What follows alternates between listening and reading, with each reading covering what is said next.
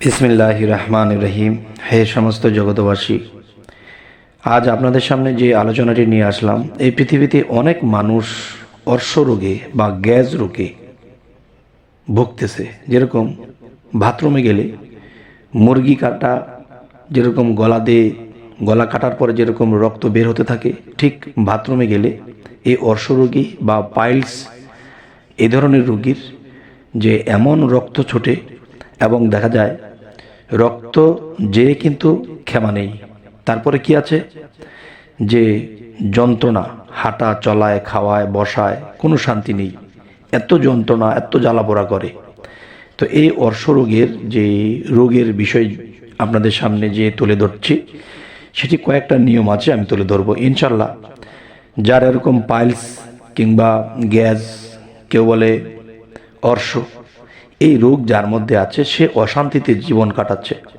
তো এমন ব্যক্তির জন্য আজকে এই অর্শ রোগের আলোচনাটি করব এবং কি কি নিয়ম, কি কি পালন করলে আপনাদের রোগটা কমে যাবে এবং ভালো হয়ে যাবে ইনশাল্লাহ। সেটি হলো, দেখুন যে অর্শ রোগ একটি জটিল ও দুষ্ট রোগ।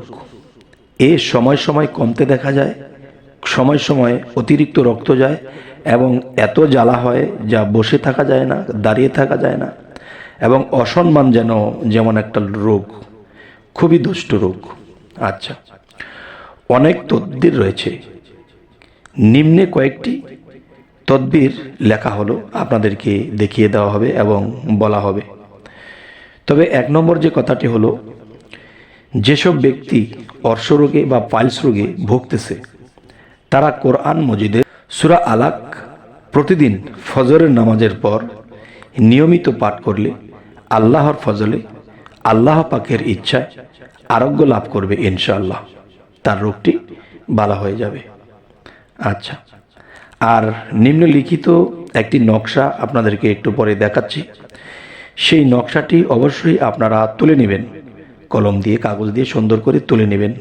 নকশাটি বর্তনে বা সুন্দর সাদা কাগজে লিখে 40 দিন পর্যন্ত তা ধৌত করে নেবেন, ধৌত করে খাবেন।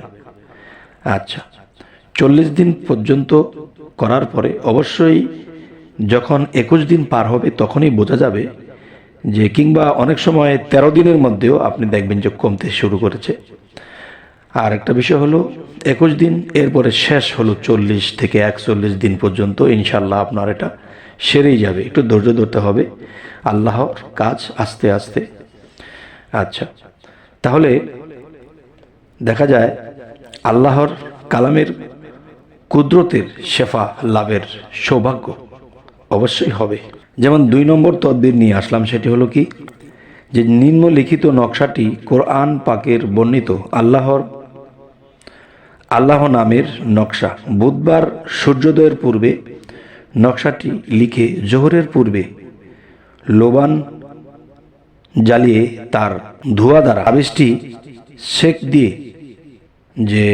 তাবিজটি ছেক দিয়ে অতঃপর মাদুলিতে ভরে কোমরে ব্যবহার করবে। আল্লাহ পাকের ইচ্ছায় ক্রমান্বয়ে অর্শরোগ ভালো হয়ে যাবে ইনশাআল্লাহ। আর সেই নকশাটি হলো এই। এবার আসি 3 নম্বর তদবির,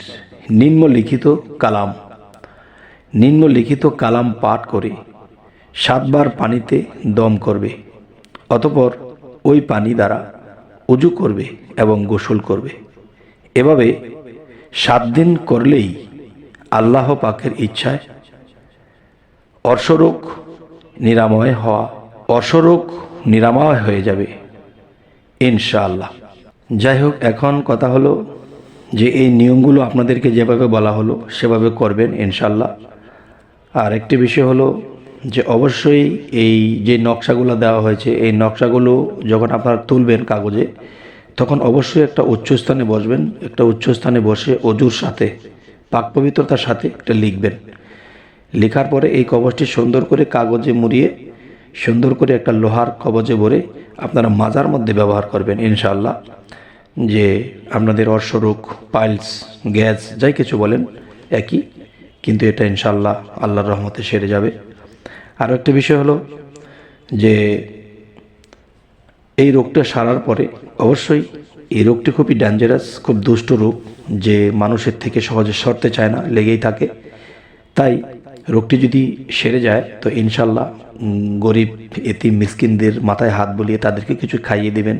যদি তাদের শরীরের কাপড় ছেঁড়া পাড়া থাকে তাহলে কাপড় পরিয়ে দেবেন, এতটুকু করবেন। তো ইনশাল্লাহ আল্লাহর রহমত যে আপনার রোগ ভালো হয়ে যাবে। তো আমাদের চ্যানেলটি যদি আপনাদের ভালো লাগে তো অবশ্যই সাবস্ক্রাইব করে রাখুন, পরবর্তীতে যেন ভালো আলোচনা নিয়ে আপনাদের সামনে আসতে পারি। তো সকলেই ভালো থাকবেন।